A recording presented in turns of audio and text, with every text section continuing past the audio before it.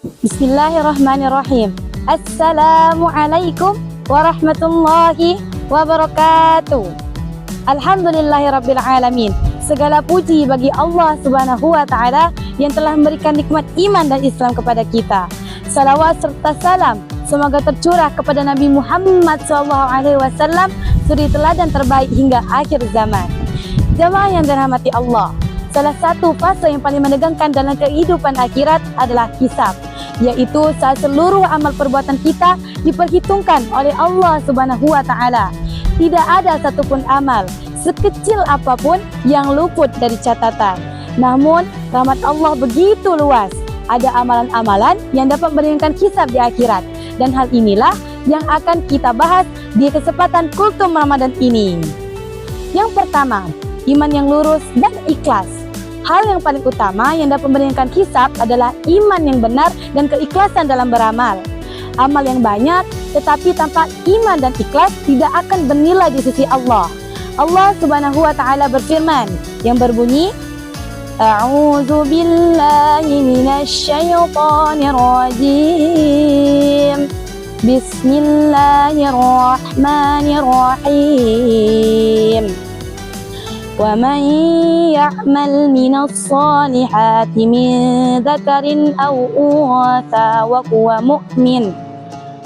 mu'minun fa ulaika yadkhulunal jannata wa la yuzlamuna nakira. Shadaqallahul azim. Yang artinya, barang siapa yang mengerjakan amal soleh, baik laki-laki maupun perempuan dalam keadaan beriman, maka mereka akan masuk ke dalam surga dan tidak akan dizalimi sedikit pun. Quran Surah An-Nisa ayat 124. Ikhlas menjadikan amal ringan di dunia, tetapi berat bobotnya di akhirat. Yang kedua, menjaga salat 5 waktu. Salat adalah amalan pertama yang akan dihisab. Jika salatnya baik, maka amalan yang lain akan mengikutinya. Rasulullah SAW bersabda, yang artinya amalan pertama yang akan dihisab di hari kiamat dari seorang hamba adalah salatnya. Hadis riwayat Abu Daud. Menjaga salat tepat waktu, khusyuk, berjamaah akan sangat meringankan hisab seorang hamba di hadapan Allah Subhanahu wa taala. Yang ketiga, alat yang baik. Jamaah sekalian, alat mulia memiliki bobot yang sangat berat di akhirat. Orang yang alatnya baik akan sangat dekat dengan Rasulullah SAW di hari kiamat. Beliau bersabda, yang artinya, sesungguhnya orang yang paling aku cintai dan yang paling dekat tempat duduknya denganku di hari kiamat adalah yang paling baik ahlaknya. Hadis riwayat Tirmizi. Lisan yang terjaga, sikap rendah hati, pemaaf, sabar, jujur adalah alat yang meringankan hisab. Yang keempat, memudahkan urusan orang lain. Siapa yang suka memudahkan urusan orang lain, maka Allah akan memudahkannya di dunia dan di akhirat. Rasulullah SAW bersabda, yang artinya, barang siapa yang suka memudahkan kesulitan seorang mukmin, maka Allah akan memudahkan baginya kesulitan di dunia dan di akhirat. Hadis riwayat Muslim.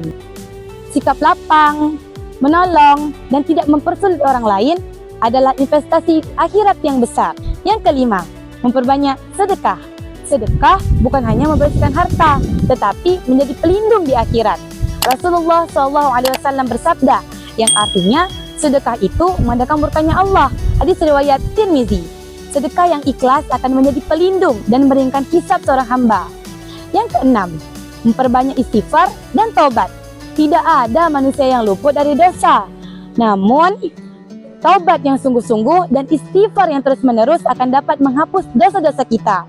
Allah Subhanahu wa taala berfirman yang berbunyi, A'udzu billahi minasy syaithanir rajim. Bismillahirrahmanirrahim. Wa man ya'mal su'an aw yazlim nafsahu thumma yastaghfirillah yajidillaha ghafurar rahima. Shadaqallahul azim. Yang artinya, dan barang siapa yang mengerjakan kejahatan atau menganiaya dirinya sendiri, lalu ia memohon ampun kepada Allah, niscaya ia mendapati Allah Maha Pengampun lagi Maha Penyayang. Quran Surah An-Nisa ayat 110. Orang yang banyak bertaubat akan menghadapi hisab dengan ringan karena dosanya telah diampuni. Jamaah yang dirahmati Allah, hisab di akhirat adalah keniscayaan. Tidak ada satupun yang bisa kita bawa kecuali iman dan amal saleh. Mari manfaatkan bulan Ramadan ini untuk memperbaiki diri, memperbanyak amal, dan menanam bekal agar hisab kita diringankan oleh Allah Subhanahu wa Ta'ala.